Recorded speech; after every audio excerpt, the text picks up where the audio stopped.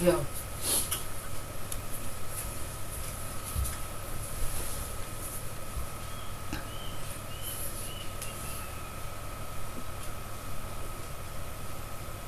Yuk, silahkan.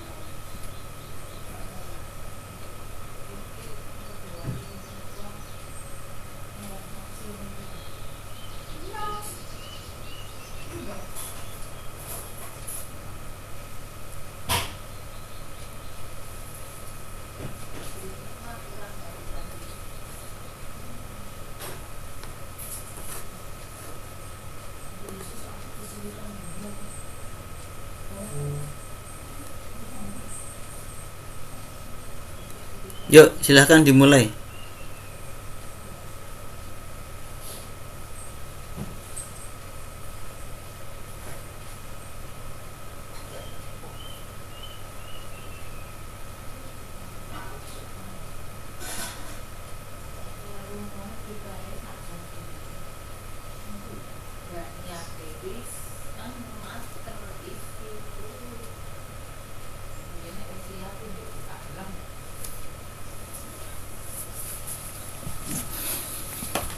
Ya, selamat pagi teman-teman. Apakah suara saya bisa didengarkan? Ya, bisa. Bisa tuh bisa. Jadi mengenai presentasi kami kali ini, kami menyiapkan seadanya karena berdasarkan ini kami tetap akan menjelaskan mengenai materi kita kali ini, yakni mengenai khotbah di bukit. Adapun yang pertama yang akan dibahas yaitu mengenai tafsir atas khotbah di bukit. Nah, khotbah di bukit itu yang diambil dari Injil Matius dan khotbah di ladang yang diambil dari Injil Lukas mirip tetapi juga berbeda. Ini dikarenakan mereka sama-sama mengambil pada sumber yang sama, yaitu sumber Welle, dan sama mengambil juga sumber Injil Markus, sehingga bisa dikatakan di dalam khotbah di bukit dan di ladang ini mirip tetapi juga berbeda. Terus untuk yang kedua ya ini mengenai Injil Matius dan Lukas lebih mirip daripada Markus. Bisa diandaikan bahwa Matius dan Lukas mengambil daun mengolah dari sumber atau tradisi yang sama, yaitu Welle. Matius juga punya sumber sendiri sehingga juga berbeda dan Lukas. Jadi di antara kedua mengenai khotbah di bukit, di antara Injil Lukas dan Matius ini, mereka juga mempunyai sumber-sumber sendiri. Gak pernah mereka mempunyai sumber yang mereka gunakan atau tradisi yang mereka gunakan sendiri dalam menyampaikan tulisan Injil itu sendiri.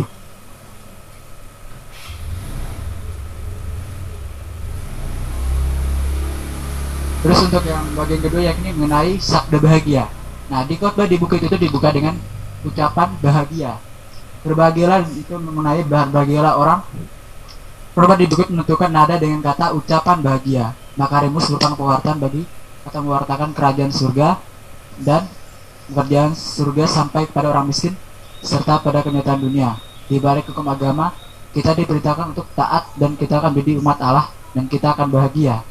Nah, jadi di sini bahwa alasan bahwasannya menurut seperti yang dikatakan Yesus, kerajaan Allah itu hadir di tengah-tengah umat manusia, yaitu dengan adanya kedatangan Kristus yang merupakan Allah yang menjadi manusia, itu datang kepada orang miskin dan orang yang berduka cita. Untuk bagian kedua yakni murid-murid dalam dunia. Murid-murid dalam dunia ini tercermin dalam perumpamaan tentang garam dan terang dunia, yang artiannya seperti bagaimana kita menanggapi kerajaan Allah yang telah hadir di tengah-tengah dunia. Sebagai murid-murid, kita hadir di tengah-tengah dunia dengan menanggapi kedatangan kerajaan Allah ini adalah dengan menjadi terang kepada sesama dan garam bagi sesama kita. Yang keempat yakni Taurat dan Nabi-Nabi. Jika kita membuka Injil Matius, di situ dikatakan Yesus datang bukan untuk menghilangkan kitab Taurat, tapi melainkan untuk menggenapi atau lebih memperjelas mengenai apa yang disampaikan dalam kitab Taurat. Jadi intinya itu Yesus tidak menghilangkan isi dari kitab Taurat itu, sehingga orang Kristen itu tetap dianggapannya berpegang pada kitab Taurat, namun menggunakan kacamata Kristus dalam memahami sumber pengajaran iman ini.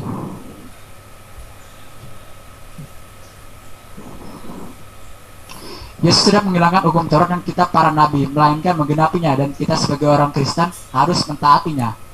Namun dengan memahami menggunakan kacamata Kristus. Hukum Taurat mengikat karena Kristus, dan setiap hukum wajar mendapat tafsiran dan lingkup baru dalam Kristus.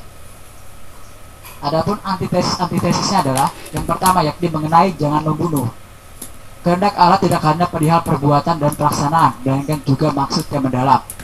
Relasi manusia dengan Allah dan manusia dengan manusia. Mengapa Allah mengatakan jangan membunuh? Jangan membunuh artinya kita dianggap mengambil hak hidup orang lain. Yang ini ditegaskan oleh Kristus sendiri adalah hubungan kita, relasi dengan sesama kita, yaitu jangan membunuh, relasi dengan sesama kita. Apabila relasi dengan sesama kita, misalnya kita membenci orang lain, berarti anggapannya relasi dengan sesama kita saja buruk. Mustahil lah jika relasi kita dengan Allah itu baik. Itu tentang antitesis pertama. Yang kedua mengenai jangan berzina.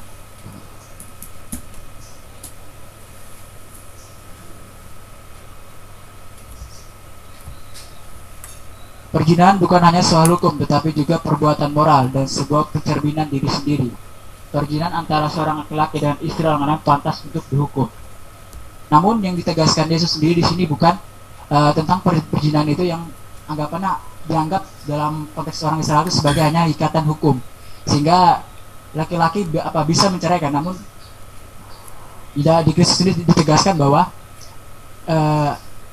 ikatan pergaulan itu bukan hanya sekedar ikatan hukum, melainkan ikatan yang sama di depan Allah. Ikatan bahwa seperti yang kita tahu mengenai ungkapan apa yang disampaikan, apa yang telah diikat Allah tidak bisa diputuskan oleh manusia.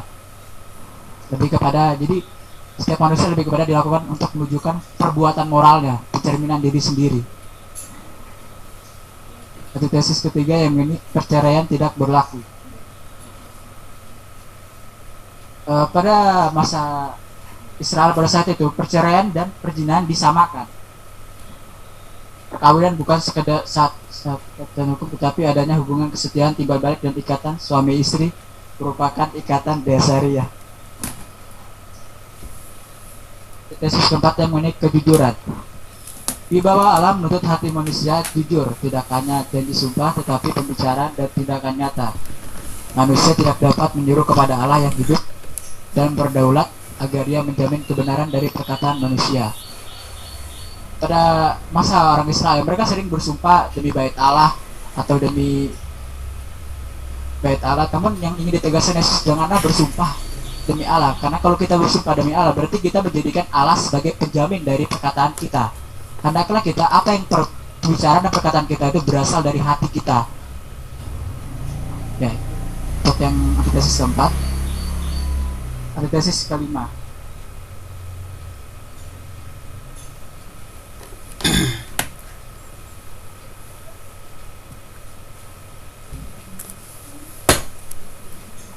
Mengenai antitesis kelima, adapun poin-poinnya yakni pembalasan harus ditinggalkan karena merupakan dasar yang jahat dan tidak pantas untuk dilakukan. Yang kedua, kita sebagai orang Kristen harus meninggalkan kata pembalasan agar kita menjalin dan memperoleh hubungan baru yang baik. Yang ketiga, kita melepaskan bukan karena tunduk atau takut, tapi karena kita tahu bahwa kejahatan tidak diatasi dengan pembalasan, melainkan memutuskan rantai lingkaran kejahatan melalui perbuatan baik kita. Untuk antitesis yang keenam, cinta dan tidak terbatas.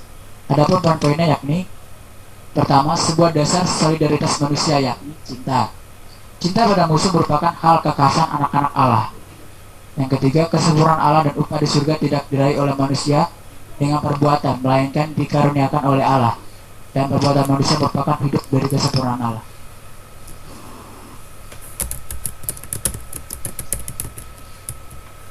Ya, itu sekian presentasi kami secara dadakan. Terima kasih. Baik, terima kasih Kristo. Jadi Kristo secara lisan sudah menjelaskan poin-poin penting dari topik kita tentang khotbah di bukit bagian depan. Kalau kita menyederhanakan mensistematisasikan khotbah di bukit, kurang lebih ada 4 bagian yang tadi sudah dijelaskan oleh Kristo. Yang pertama soal sabda bahagia. Yang pertama soal teori 2 sumber. Kenapa sabda bahagia ada khotbah di bukit ada di Matius dan di Lukas. Kalau di Lukas disebut sebagai khotbah di ladang, di Matius khotbah di bukit, termasuk teori 2 sumber. Tadi sudah dijelaskan oleh Kristo. Yang kedua soal sabda bahagia, teks yang sangat terkenal dan Anda semua sudah pasti ingat. Yang ketiga soal bagaimana menjadi murid, menjadi garam dan terang, bagian yang ketiga. Lalu bagian yang keempat soal hukum Taurat dan penggenapannya, atau tadi kalau bahasa yang kita pakai adalah antitesis. Ada 6 antitesis tadi ya. Oke, silahkan kelompok yang mau yang bertugas menanggapi, memberikan masukannya atau pertanyaannya.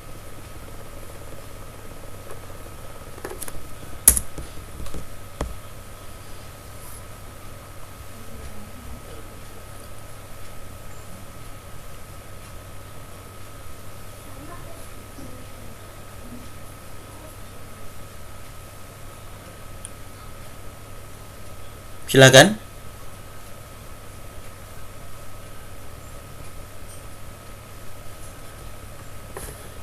Siapa yang, kelompok mana yang bertugas? Bisa memberikan pertanyaan, bisa memberikan tanggapan, bisa memberikan masukan.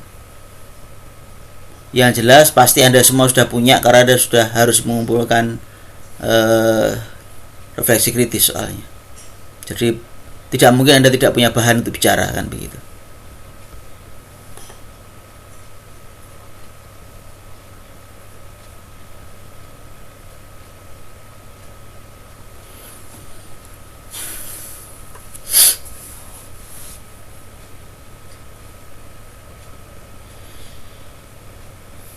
Kelompok siapa yang harus bicara?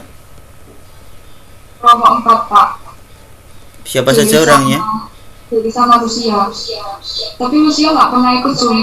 Jadi cuma ada Jerry, Pak. Ya, yang hadir saja.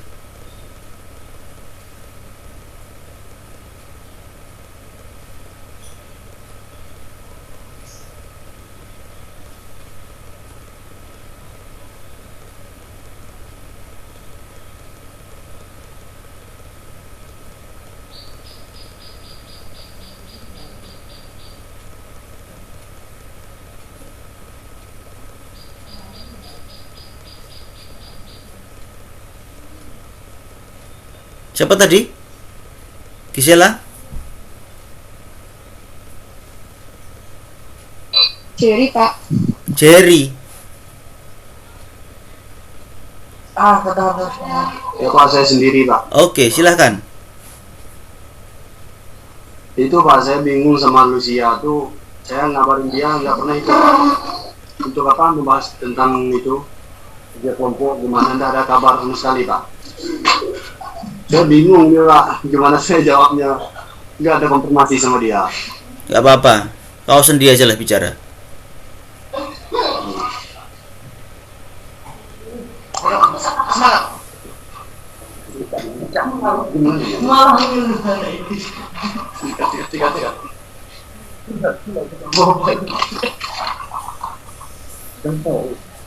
Silakan.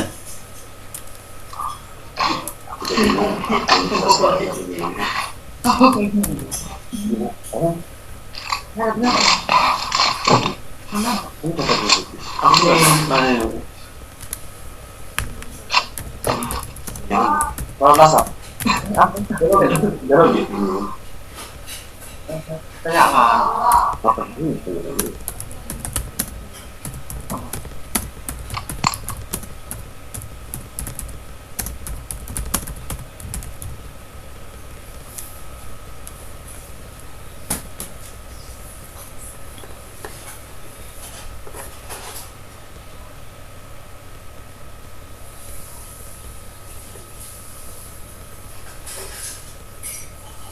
Kau bisa mulai dari apa yang kau tulis untuk catatan kritis.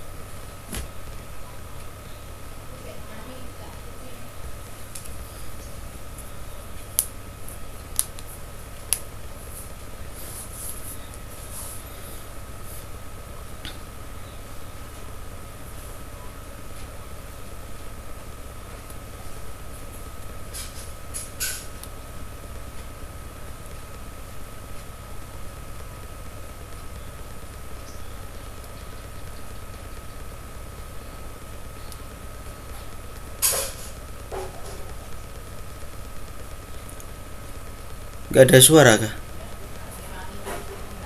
Halo?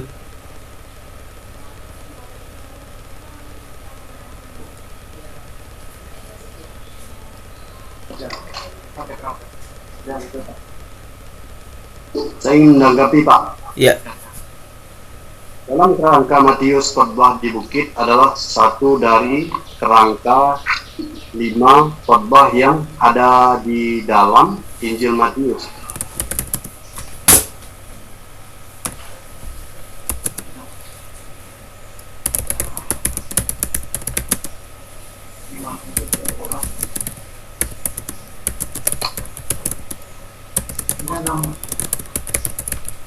terus?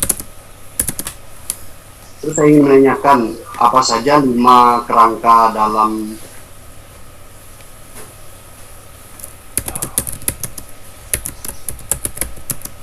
Injil Matius itu Pak. Khotbah di bukit. Ya, Itu saja Pak. Terima kasih Pak. silahkan. Kristo, mungkin pernah mendengar soal ini?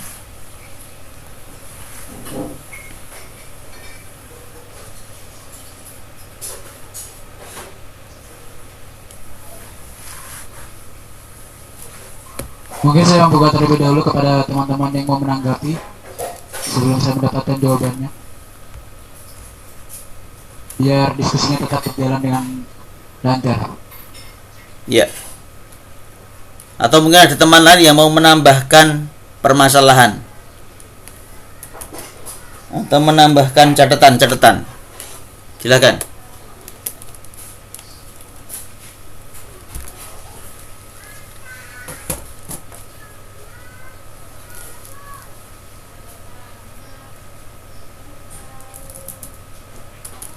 Ada? Tentang khotbah di bukit sampai pada antitesis.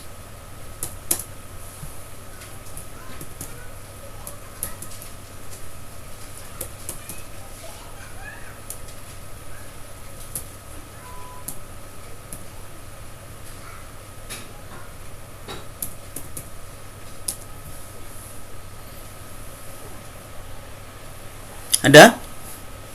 Diskusi, pertanyaan? Saya Pak mau bertanya. Sisilia, silakan. Jadi dalam khotbah di bukit dibuka dengan ucapan bahagia, yaitu makarismus. Nah, makarismus merupakan pemakluman profetis. Jadi yang dimaksud dengan kata profetis itu apa ya Pak? Oke. Profetik. Kristo mungkin lebih tahu. Sudah tahu.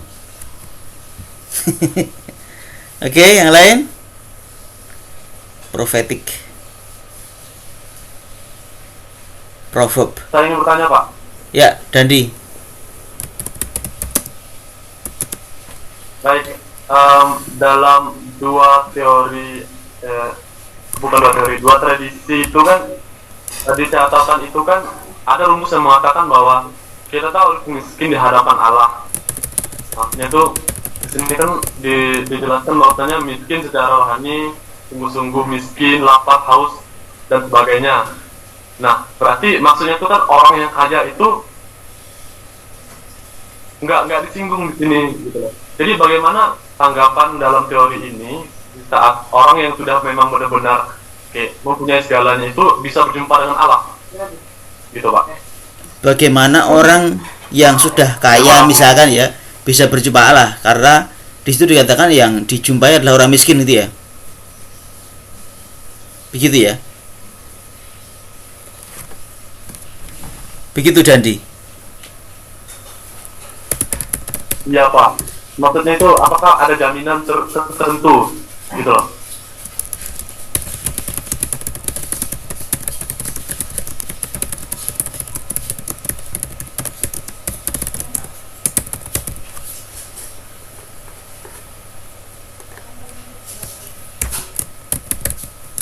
Oke.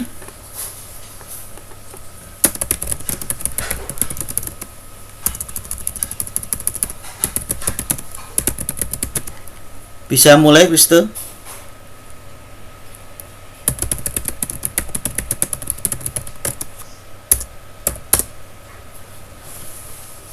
Yang bisa dulu.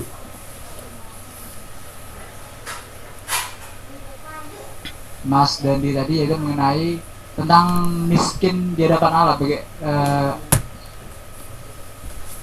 Jadi maksudnya seperti ini. Berarti miskin di hadapan Allah itu berarti bukan miskin secara rohani, tetapi lebih kepada bagaimana kita tuh benar-benar menjadi orang yang anggapannya, kan dalam ucapan bagian dikatakan bahwa Yesus datang itu menyampaikan ucapan itu kepada orang yang miskin dan miskin bukan kita anggapannya secara rohani kita miskin atau secara rohani kita berduka cita, tapi dalam artiannya secara kita benar-benar miskin atau benar-benar berduka cita, itu yang didatangi Allah. Kalau itu dari tanggapan saya tentang pertanyaan tadi. Jadi kalau orang sering menafsirkan kata miskin itu berarti miskin di hadapan Allah, bukan. Tafsiran di bukunya Kisar tidak setuju dengan itu. Miskin ya miskin, miskin ya miskin. Ini orang betul-betul orang miskin. Sedih ya bersedih, berduka cita ya berduka cita. Tidak usah ditafsirkan ini miskin secara spiritual, miskin secara, tapi ini memang miskin. Dan arti ya memang physically miskin. Maka coba lihat, coba dibaca Matius bab 5 itu dibaca. Coba semua buka, sambil buka kitab sucinya, supaya kita mengerti penafsiran kata miskin dan segala macamnya itu. Matius bab 5.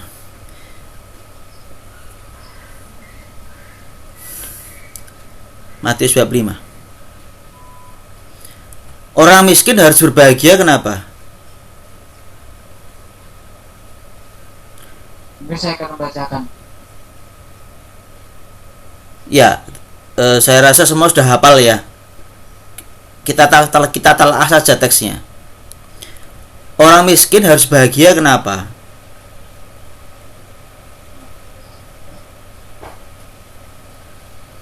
Karena mereka lah yang punya kerajaan surga. Kerajaan surga dari siapa? Allah. Oke, next. Orang berduka cita harus bahagia karena apa? Akan dihibur. Siapa yang menghibur? Allah sendiri. Oke, next. Orang lemah lembut harus bahagia karena mereka punya mendapat hak atas apa? Bumi. Bumi milik siapa? Milik Allah. Nah, lihatlah pola itu terus menerus sampai ayat 10. Kebahagiaan datang dari siapa? Kalau begitu? Allah. Jadi Allah itu sekarang hadir untuk manusia.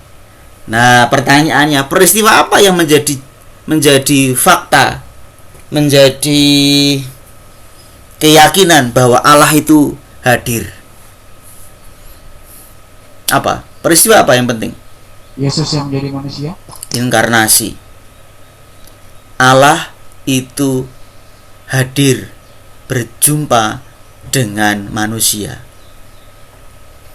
Jadi sabda bahagia itu adalah mau mengatakan sederhananya begini: hei kalian manusia, berbahagialah, karena sekarang Allah sudah hadir di tengah-tengah kita. Allah berjumpa dengan manusia. Manusia yang bagaimana? Yang miskin, yang lapar, yang berduka cita, yang sedih, yang perjuangan kebenaran. Jadi Allah itu hadir real bersama dengan manusia. Itulah inkarnasi. Nah, kalau tadi berarti orang kaya nggak bisa berjumpa dengan Allah. Ya bisa saja. Karena Allah inkarnasinya sebagai raja atau sebagai orang miskin.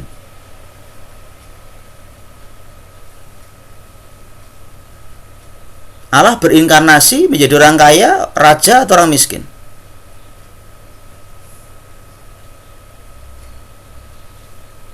Orang miskin, Pak. Orang miskin, Pak. Ya itu. Jadi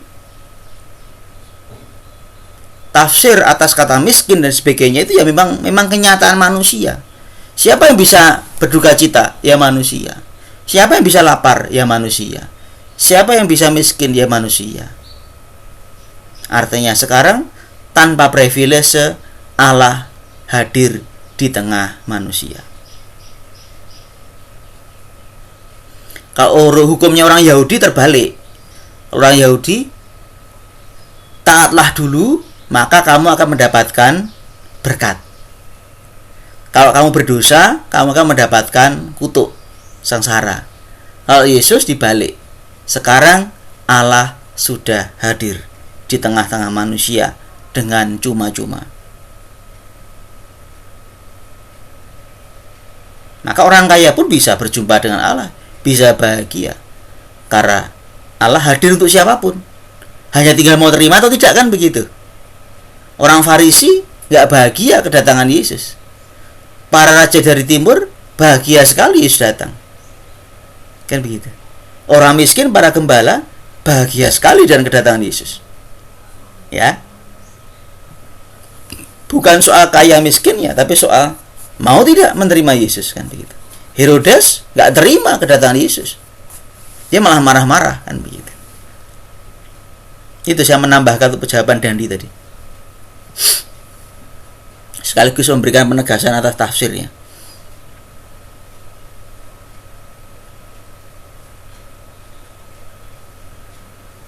Silakan. Pak. Ya. Pak, saya mau bertanya lagi.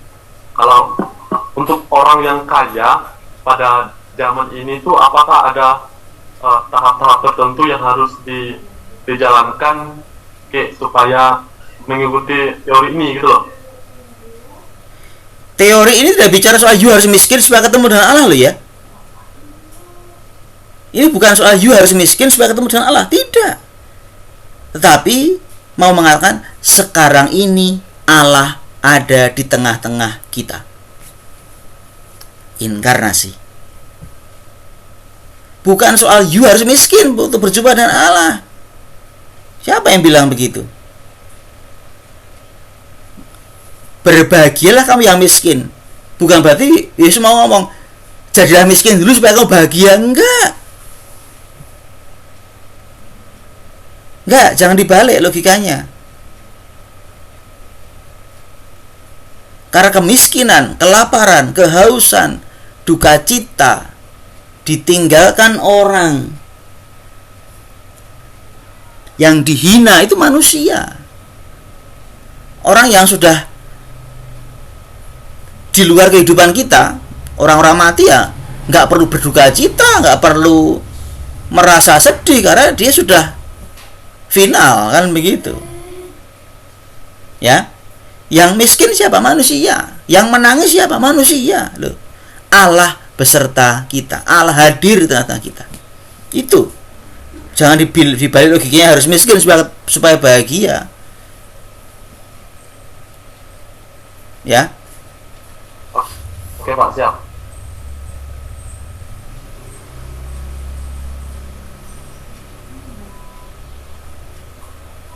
Next, Kristo silakan.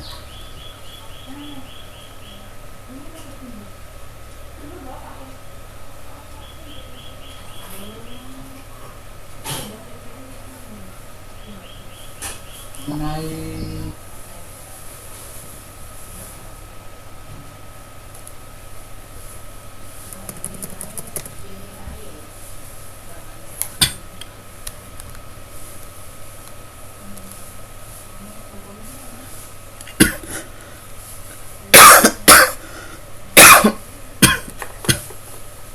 Silakan. Mana dulu Kristo mau dijawab? Mungkin soal profetik tadi, pemakluman profetik. Itu lebih gampang itu.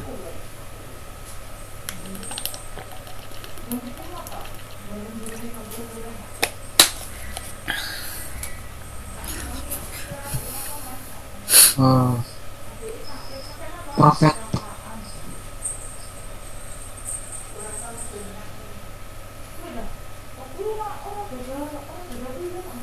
mungkin Bapak bisa menjelaskan Pak, soalnya saya kurang mengerti di sini mengenai profetiknya, mengenai ucapan bahagia. Profetik Anda tahu ya, profetik ya. Kristo tahu profetik.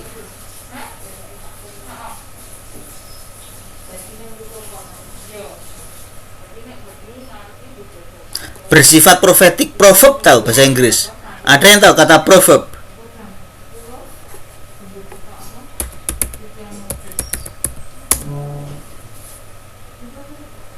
Anda tahu kata ini?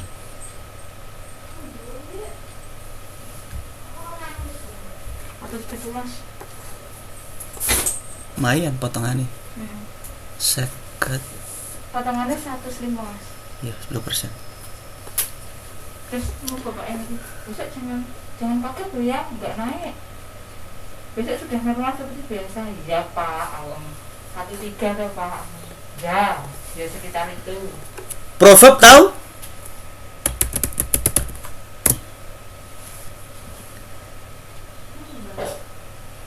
Ya, ini soal kenabian.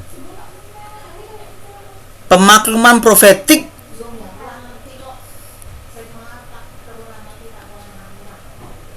Pemakluman profetik berarti pemakluman yang bersifat kenabian, futuristik. Nabi itu kan selalu bernubuat kan. Proverb itu kan soal nubuat. Jadi bersifat profetis berarti bersifat nubuatan begitu. Maka sabda bahagia itu juga bersifat profetik. Karena dalam kenyataan orang sekarang hidup, orang sekarang masih menderita. Orang masih kelaparan. Tetapi mereka akan berbahagia gitu loh. Itu yang namanya profetik.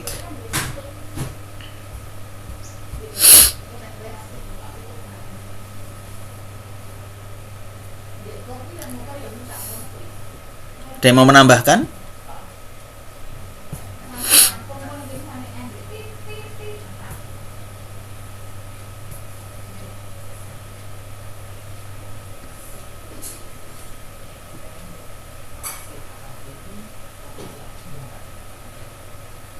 Atau pertanyaan lanjutan? Cecilia? Tidak. Oke. Jari-jari berarti tinggal satu. Soal pertanyaan 5 pilar dalam Injil Matius, 5 khotbah besar dalam Injil Matius.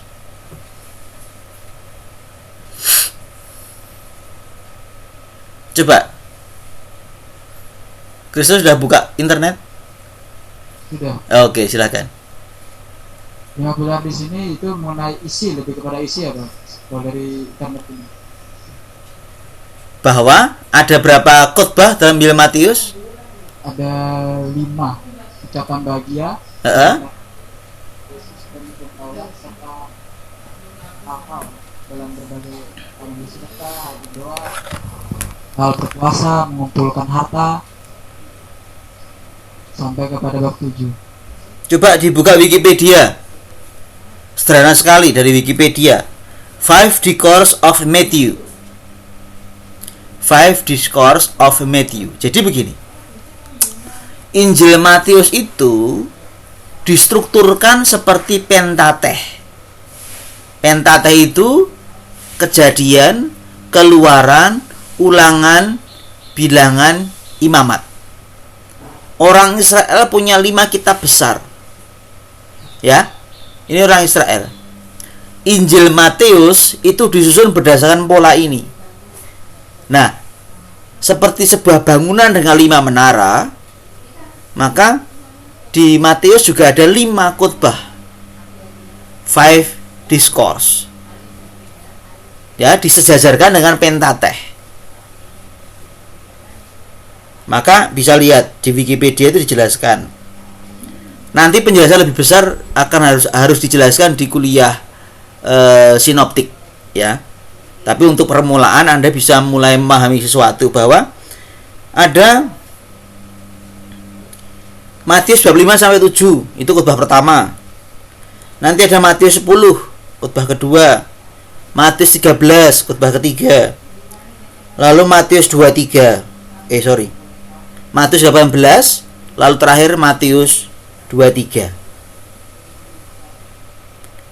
atau 24, kira-kira itu. 23, 24, 25.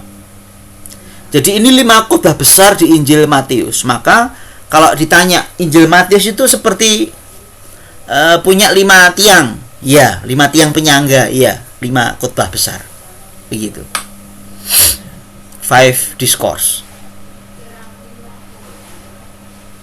Mungkin Kristo pernah mendengar itu soalnya. Oke. Silakan, 3 penanya lagi.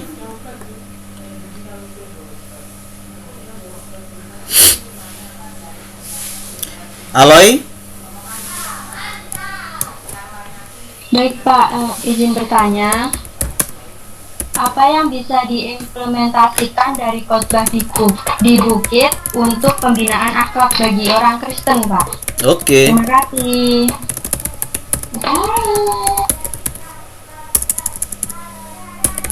Yang lain?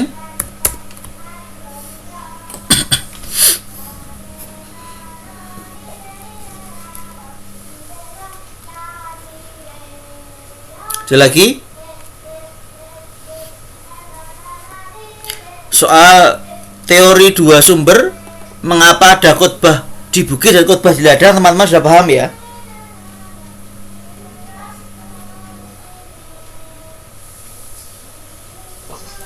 Mau Pak, saya ingin bertanya yang itu Pak. Ya. Tentang Matius dan Lukas itu kan, yang kalau Matius kan yang khotbah di bukit dan Lukas itu yang khotbah di ladang. Ya. Nah itu saya belum terlalu paham sama perbedaan itu. Terima kasih. Oke. Ada lagi? Satu lagi?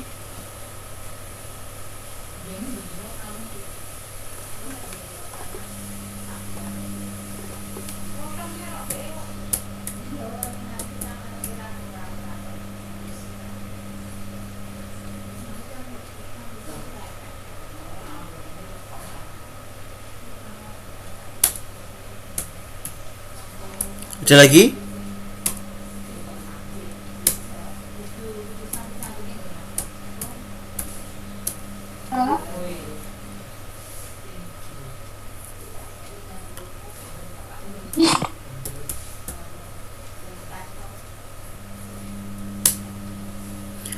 Oke, belum ada lagi.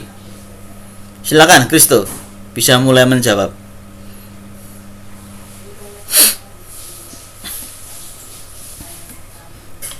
Ada 2 pertanyaan.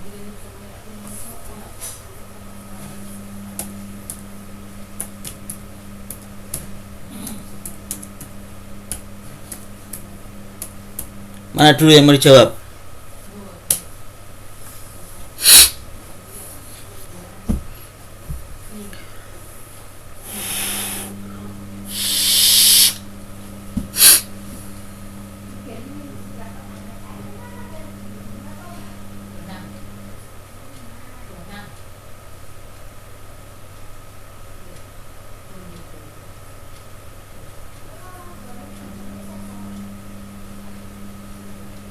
Yuk, coba Kristo. Langsung saja. Salah nggak apa-apa.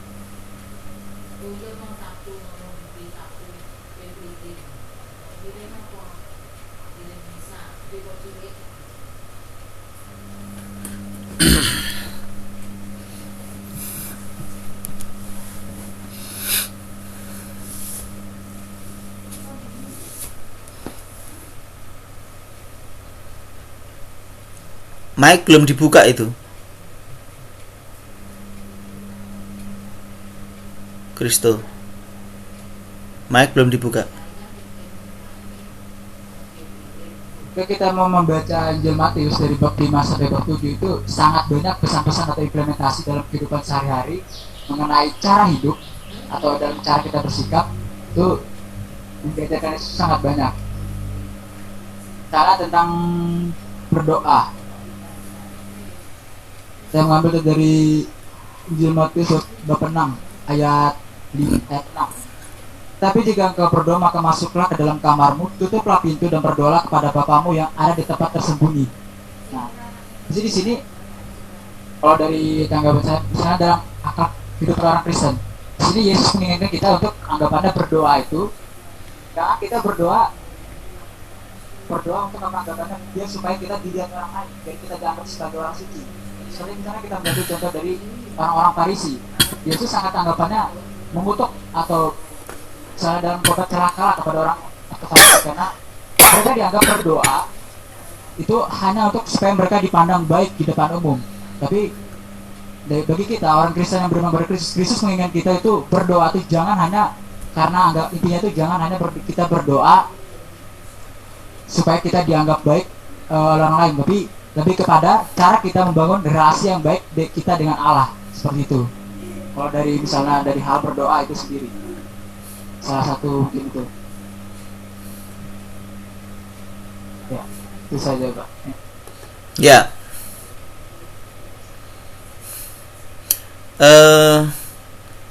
Kita mulai saja dari yang kedua Kristo. Yang ketiga, sorry. Kalau sabda bahagia tadi intinya soal bahwa Yesus itu hadir di tengah-tengah manusia dengan cuma-cuma. Artinya tanpa syarat. Oke. Kalau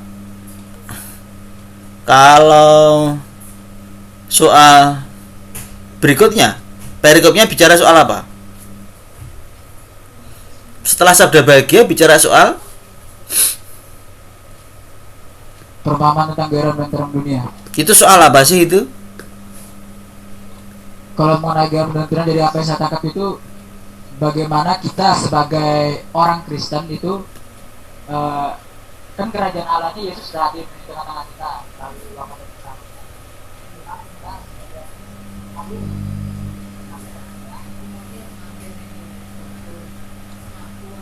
Mohon maaf Pak, suaranya tidak bisa didengar.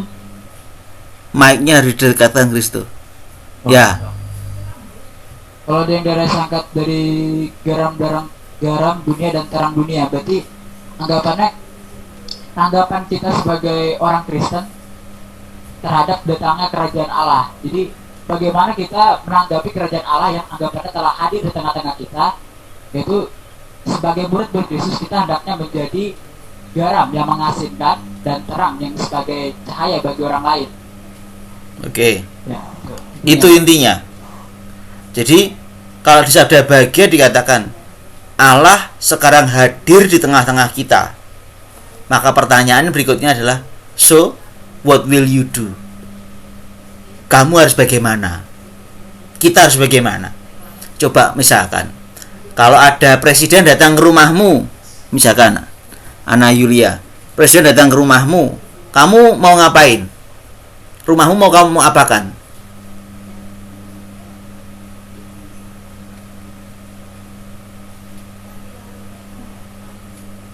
Rumah saya mau hias, Pak. Dihias, dibersihkan itu. Maka Yesus juga punya perumpamaan kalau ada orang yang diundang ke pesta perkawinan, gitu kan? Lalu tidak pakai pakaian pesta, diapakan itu? Dibuang kan dia? Pernah dengar pengumuman itu di Injil? Dikeluarkan dari pesta. Ya. Karena apa? Dia loh sudah diundang, nggak perlu bayar apa-apa. Kok datang dengan pakaian tidak pantas? Paham ya? Jadi setiap kali kita diundang pada kerajaan Allah, ya pakailah pakaian yang pantas, bukan sekedar pakaian tapi hidup yang pantas, kan begitu. Kalau sekarang di Matius katakan kerajaan Allah sudah datang. Ye, Allah sudah datang di tengah-tengahmu. So, logically normalnya orang harus berubah. Ya kan? Menjadi murid, menjadi garam dan terang. Maka kalau kerajaan Allah sudah datang cuma-cuma, Anda tidak jadi garam dan terang, maka Anda pantas dibuang.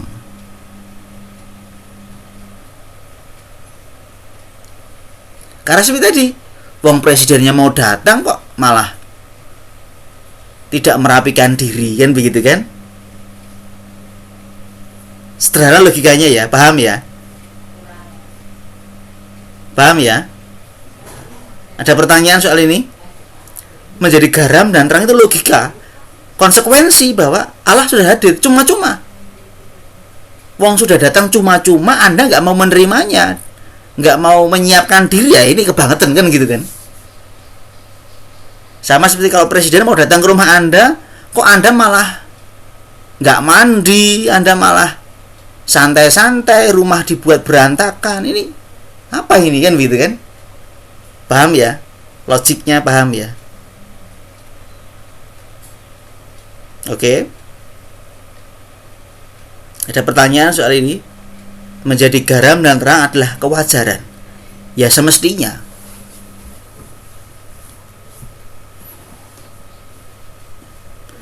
Oke, bagian ketiga Kristo. Soal hukum Taurat dan penggenapannya. Apa intinya di situ? Intinya apa? Bab ke-6 kalau tidak salah. Bab 6 ya. Kalau yang untuk hukum Taurat dan penggenapan kita bisa melihat di Matius 5 ayat bab 5 ayat 17 18 ya. Oke, 17 18. Nah, di situ sangat jelas dikatakan, Yesus mengatakan bahwa Dia datang itu bukan untuk menghilangkan kitab Taurat dan nabi-nabi, tapi melainkan menggenapinya. Jadi intinya itu Yesus datang itu lebih memperjelas apa yang ingin disampaikan dari kitab Taurat atau nabi-nabi. Supaya dia lebih anggapannya memperjelas lah mengenai cara apa yang disampaikan itu aja intinya sih Pak. Oke. Ya. Antesis pertama. Karena kita mau jawab pertanyaannya Aloy itu loh. Pertanyaan Aloy itu pertanyaan sederhana tapi jawabannya dari depan sampai belakang soalnya itu. Ayo, sekarang teman-teman buka antesis pertama. Soal apa? Matius bab 5 ayat 21, 22, 23. Ayo dibuka kitab sucinya. Jangan membunuh, Pak. Orang Yahudi punya aturan apa? Orang yang membunuh harus dihukum. Yesus ngomong apa?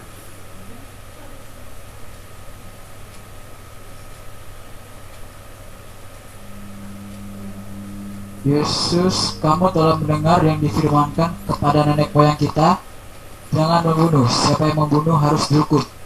Tetapi aku berkata kepadamu, setiap orang yang marah terhadap saudaranya harus dihukum. Siapa yang berkata kepada saudaranya kafir harus dihadapkan ke mahkamah agama, dan siapa yang berkata jahil harus diserahkan ke dalam neraka yang menyala-nyala. So, 3. Kalau begitu Yesus maunya bagaimana? Dengan hal itu, orang harus bagaimana?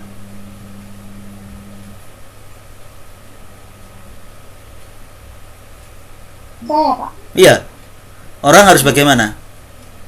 Orang harus mengasihi sesamanya. Mengasihi sesama. Lihat.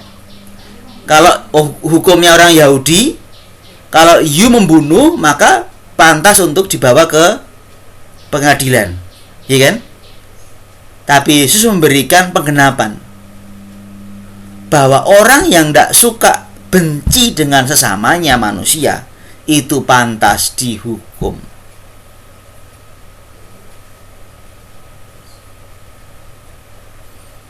Orang yang benci dengan sama manusia pantas dihukum. Bukan hanya orang yang membunuh. Ini penggenapan ini. Karena pembunuhan itu kan hanya akibat dari kebencian toh.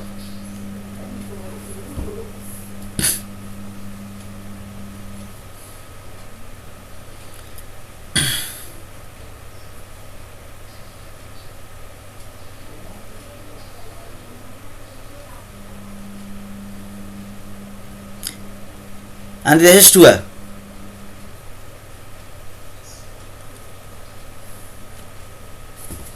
Ayat berapa?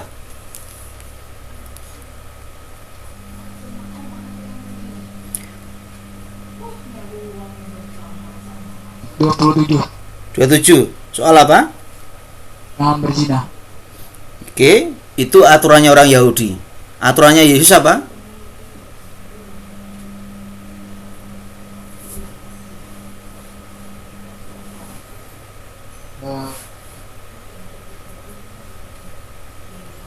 Aturan Yesus sebab dengan kita memandang seorang perempuan misalnya itu kita telah melakukan perzinahan, jadi lebih kepada perbuatan moralnya sih, kalau yang saya tangkap. Di perzinahan itu bukan hanya anggapannya kita melakukan persetubuhan dengan istri orang lain, tapi kita melihat seorang wanita, misalnya kita seorang wanita di jalan, lalu kita mengingini untuk anggapannya melakukan sesuatu bersama dia, itu sama saja kita telah berzina. Itu yang ingin ditegaskan Yesus, seperti itu, Pak. Lalu apa yang bisa kita tangkap dari situ? Yesus menuntut apa kalau begitu? Suara Bapak tidak kedengaran, Pak. Oh, sorry. Kalau begitu apa yang dituntut oleh Yesus di situ? Dari antitesis yang kedua tadi. Setiap orang yang memandang saja, entah perempuan entah laki-laki yang lain menginginkannya, dia sudah berzina. Karena yang sekarang ini kalau yang menginginkan bukan hanya laki-laki soalnya. Kadang-kadang perempuan juga begitu, melihat laki-laki lalu menginginkan juga sama. Sekarang ini setara kan sekarang ini. Kenapa? Atau basically apa yang dituntut oleh Yesus? Basically. Kenapa kok menginginkan aja sudah salah? Kenapa? Reni mungkin tahu. Kenapa menginginkan saja dalam hati sudah salah? Kenapa?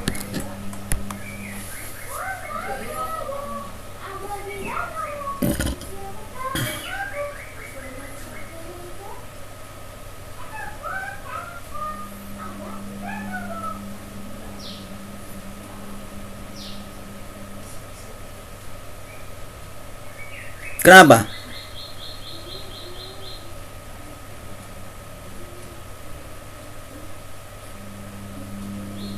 Ana mungkin, Ana Yulia mungkin. Saya, Pak. Ya. Karena menginginkan itu awal dari tindak kejahatan. Ya, betul. Kejahatan itu muncul dari hati, dari pikiran. Jadi kalau di otak, di pikiran sudah mulai terjadi kejahatan, maka itulah yang akan terjadi. So, orang harus menjadi pribadi yang bersih, murni, hatinya, pikirannya, perbuatannya. Paham ya? Ini total ini. Ini kebersihan yang total. Karena tadi betul. Hati, pikiran, kalau sudah mulai jahat, ya sudah, itu akan terlaksana. Seseorang itu gini. Mungkin Anda pernah lihat ya. Ada pencuri yang ketahuan mencuri. Itu bukan karena dia mau mencuri kadang-kadang. Tapi karena dia lihat barang enak sekali, bagus sekali, nggak ada yang memiliki, nggak ada yang menjaga. Orang bisa tiba-tiba ambil. Coba kalau Anda lihat pohon mangga, di depan rumah Bina ada pohon mangga misalkan, mangganya besar-besar, ranum-ranum, masak-masak. Anda setiap kali lewat dekat mangga itu. Nah, lama-lama muncullah keinginan untuk ambil buah mangga itu kan. Kalau oleh buder tidak boleh, maka Anda akan curi-curi kan. Karena hati yang mulai bicara. Tindakan mencuri mangga itu muncul dari hati, dari pikiran. Maka menurut Yesus, pikiran harus bersih. Ya. Oke, moga-moga jelas. Itu antesis yang kedua. Antesis ketiga, Kristo. Tiga, yaitu perceraian tidak berlaku. Dari Injil Matius ayat 31 dan 32. Telah difirmankan juga, siapa yang menceraikan istrinya harus memberi surat cerai kepadanya. Tetapi aku berkata kepadamu, setiap orang yang menceraikan istrinya kecuali karena zina, ia menjadikan istrinya berzina, dan siapa yang kawin dengan perempuan yang diceraikan, ia berbuat zina. Ya, hukum Yahudi punya aturan bahwa suami boleh menceraikan istri karena perzinahan. Tapi istri tidak boleh menceraikan suami karena perzinahan. Itu hukumnya orang Yahudi. Tidak adil memang. Kenapa? Karena istri atau anak dan anak itu oleh orang Yahudi dalam konsepsi orang Israel dipandang sebagai harta milik. Ya, harta milik. Nah, Yesus tidak memandang begitu. Pernikahan itu bukan soal laki-laki memiliki perempuan sebagai harta miliknya, tapi hubungan relasi timbal balik. Maka Yesus mengatakan, kalau ada suami yang menceraikan istrinya,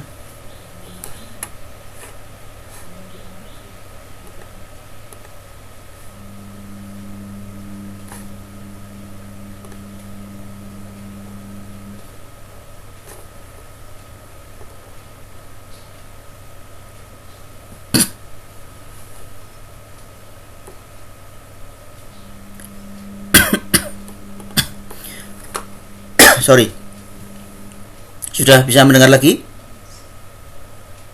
Oke.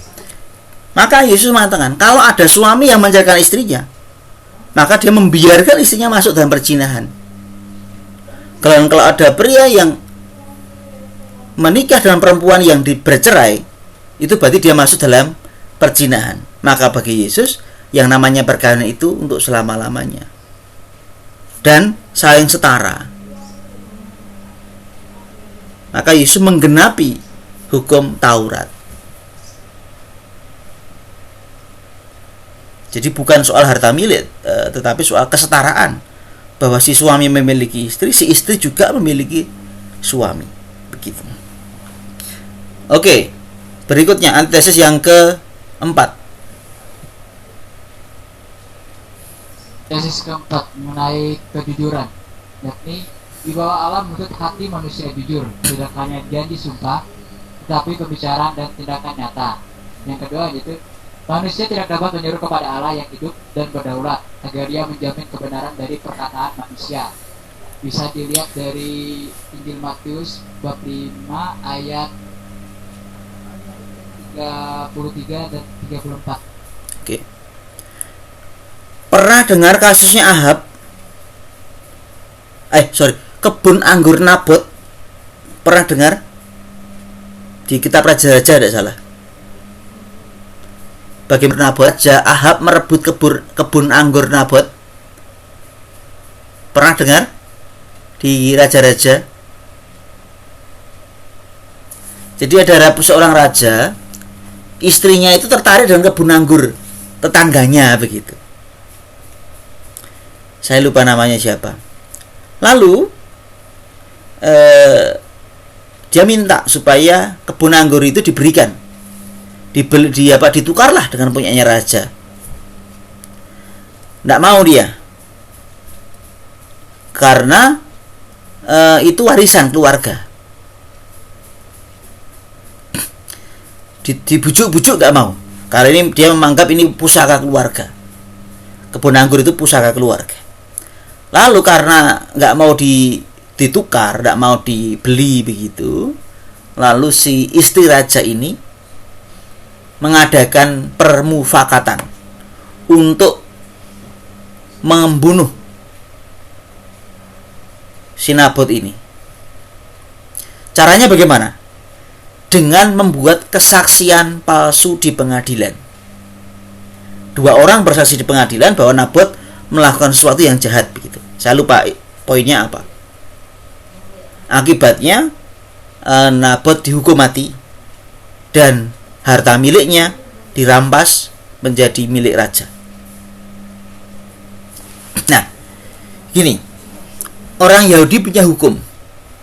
Kalau orang memberikan sumpah, kesaksian sumpah di pengadilan, maka dia omongannya dianggap benar. Jadi begini, saya bersumpah demi Allah bahwa si A kemarin mencuri pisang misalkan.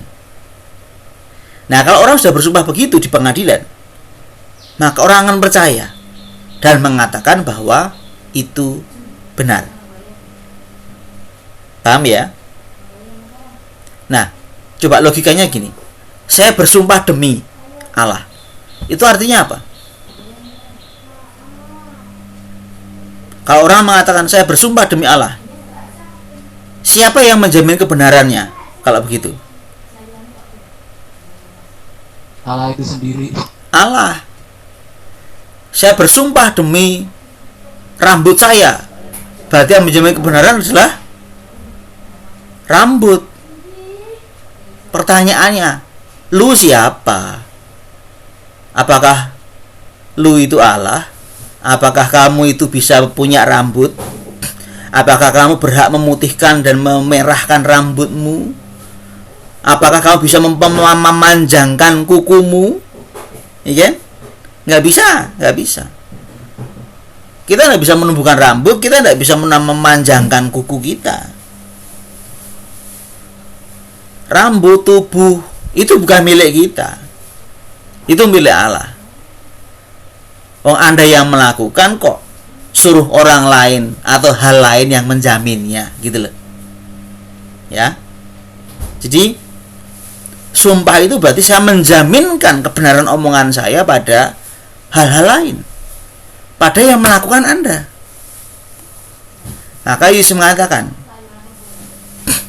jangan bersumpah. Kalau iya, katakan iya. Kalau tidak, katakan tidak. Selesai. Enggak usah sumpah-sumpah lah. Pokoknya iya, iya, tidak, titik. Enggak ada komanya. Selain itu dari si jahat, kan begitu.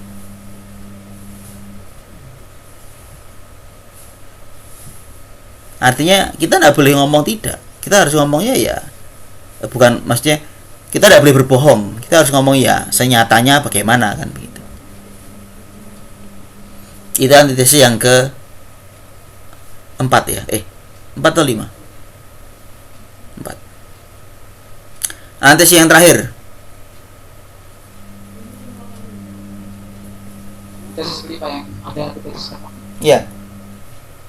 Yang kelima yakni pembalasan tidak berlaku lagi. Pembalasan harus ditinggalkan karena merupakan dasar yang jahat dan tidak pantas untuk dilakukan. Oke. Kita sebagai orang Kristen harus meninggalkan kata pembalasan agar kita menjalin hubungan yang baru yang baik. Anda tahu hukumnya orang Yahudi tentang hal ini? Totalitarianisme. Apa? Orang Yahudi ngomong mata ganti gigi ganti ya. Coba kalau saya membuat gigimu satu tanggal, gigi ganti gigi, berarti kamu akan membuat gigi saya tanggal, ya kan? Nah, tapi karena kamu sudah membuat gigi saya tanggal, ya saya minta lagi dong satu gigi lagi. Terus begitu. Kapan selesainya? Misalkan saya membunuh kamu, saudaramu nggak terima kan? Demi keadilan saya dibunuh. Saudara saya nggak terima, demi keadilan bunuh lagi saudaramu. Terus kapan selesainya? Ya kan? Maka Yesus mengatakan kejahatan dihentikan dengan kebaikan, dengan pengampunan. Maka kalau ditampar pipi kirimu, berikanlah pipi kanan. Coba mana yang punya pipi kanan? Mau saya tampar? Artinya apa? Membalas kejahatan dengan kebaikan. Kejahatan hanya bisa dihentikan dengan pengampunan, dengan kebaikan.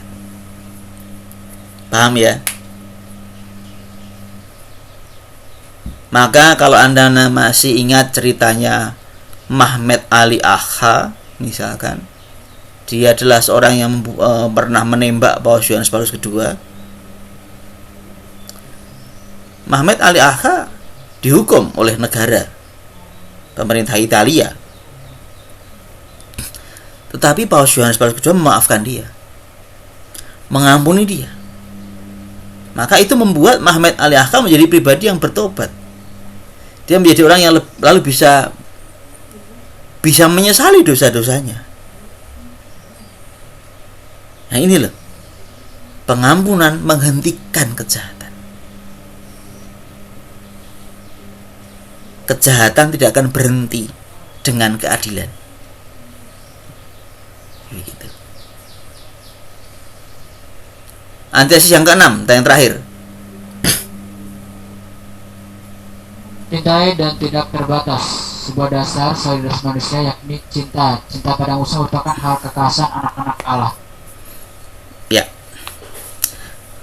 Orang sering berkata gini loh, wah dia itu orang baik. Kalau Anda membantu orang, tetapi karena orang itu juga dulu membantu Anda, ini namanya apa?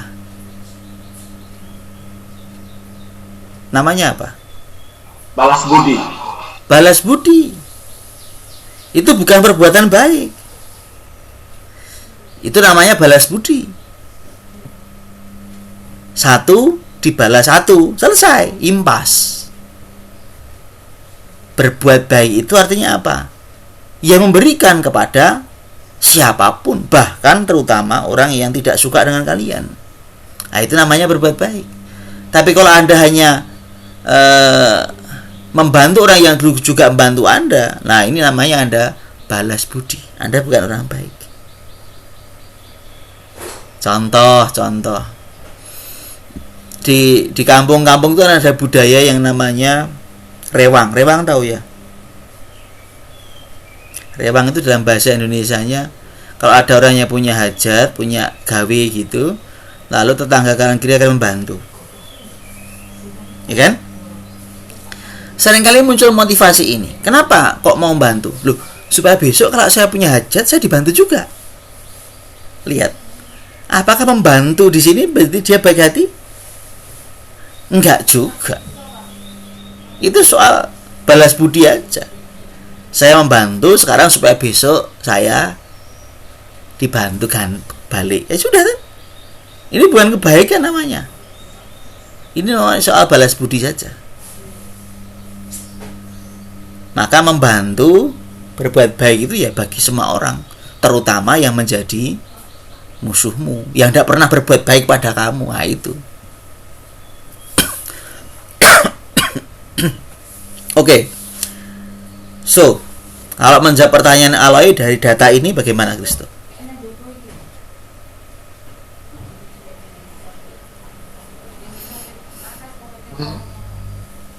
Kita dari pertanyaan tentang mengenai implementasi akhlak coba. Ya. Ya, sudah jelas sih dari akhlak yang itu jangan membunuh, jangan berzina. Lebih kepada bagaimana kita bersikap.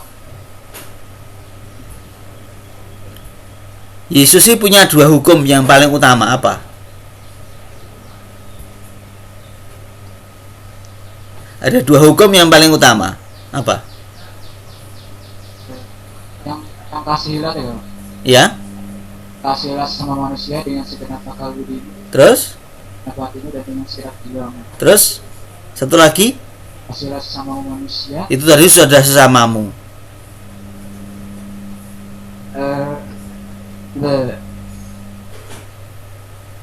Kasihlah siapa yang pertama? Bila Allah. Allah. Yang kedua? Kasihilah sesama manusia. Saya rasa hukumnya kembali ke sana. Nilai moralnya, value-nya kembali ke sana. Tentu dengan kemurnian hati, karena kerajaan Allah sudah datang, kan begitu. Begitu kalau tadi menjawab pertanyaannya Aloy. Lalu pertanyaannya Tika tadi.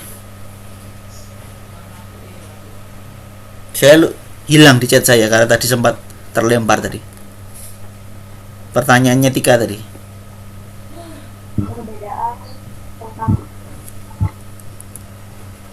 Perbedaan tentang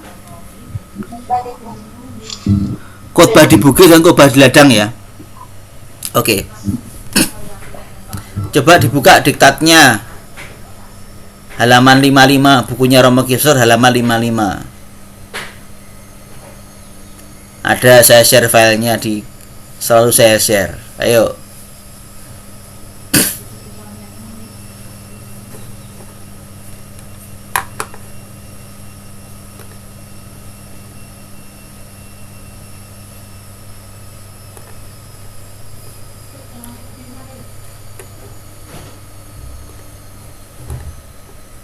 Sudah ketemu belum?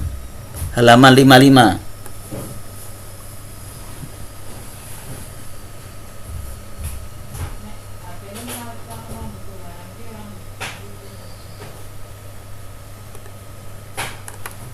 Sudah ketemu?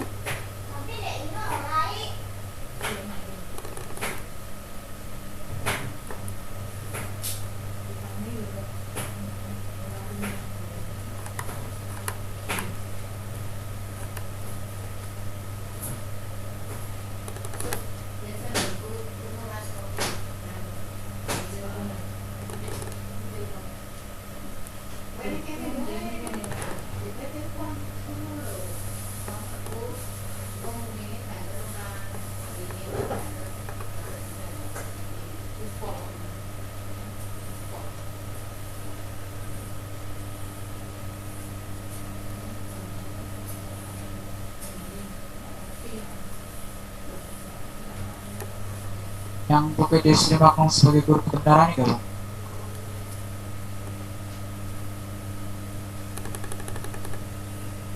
Nih.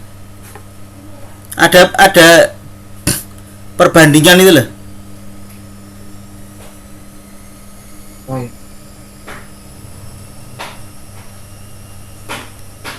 Perbandingan antara Matius dan Lukas.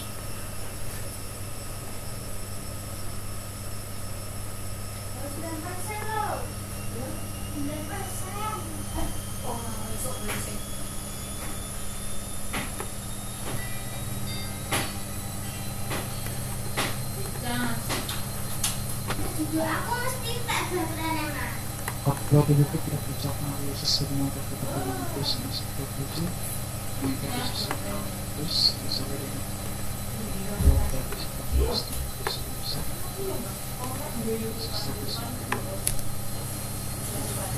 Syah Green.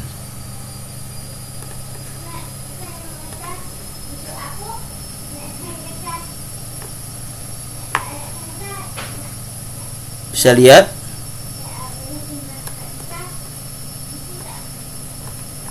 layar saya.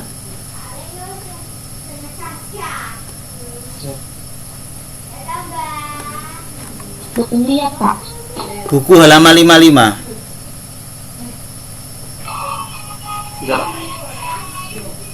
Bisa lihat ya. Kalau tidak bisa lihat silahkan buka filenya sendiri. Bisa Pak? Nah itu. Ini perbandingan. Topiknya apa, temanya apa di Matius Di ayat berapa di Lukas, bab berapa, ayat berapa?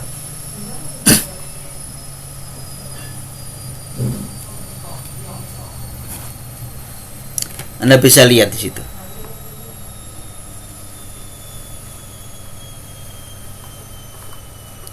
Dicek, dibuka saja di buku Anda supaya lebih jelas. Ada bagian yang di Matius ada, di Lukas gak ada. Karena Matius sumber yang lebih primer dalam hal ini. Nih,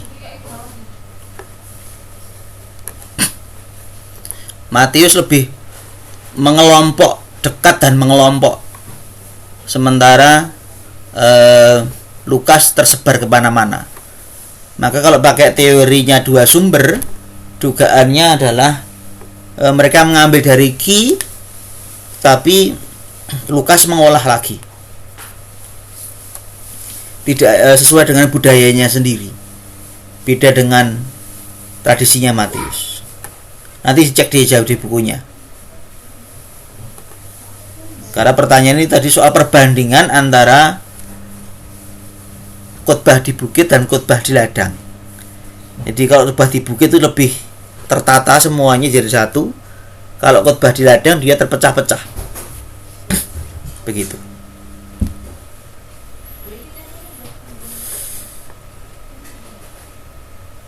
Begitu kira-kira. Oke. Ada pertanyaan lagi? Kurang 3 menit.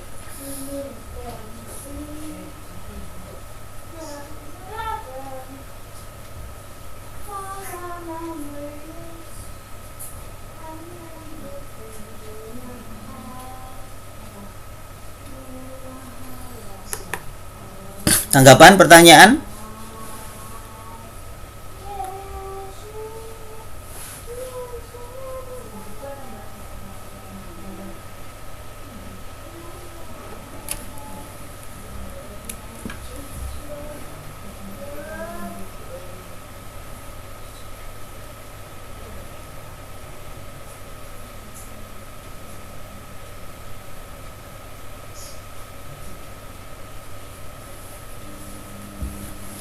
Oke, cukup teman-teman. Minggu depan kita masih bicara soal khotbah di bukit, tapi bab 6, bab 7. Ya, kita akan bicara soal doa Bapa Kami, perintah soal derma, puasa, mati raga, gitu, dan beberapa hal yang lain. Tapi masih melanjutkan khotbah di bukit. Oke, untuk moral dasar cukup. Terima kasih Kristo, Jerry. Untuk nanti jam 9.50 untuk pengantar teologi sudah siap?